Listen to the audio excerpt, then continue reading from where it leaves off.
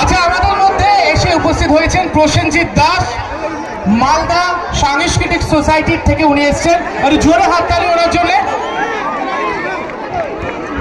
আমরা অত্যন্ত আনন্দিত। মালদা জেলা সাংস্কৃতিক পরিচালন কমিটি, এটা সর্বস্তরের শিল্পীদেরকে নিয়ে একটি গঠিত সংগঠন। আজকে বাংলা সিনেমার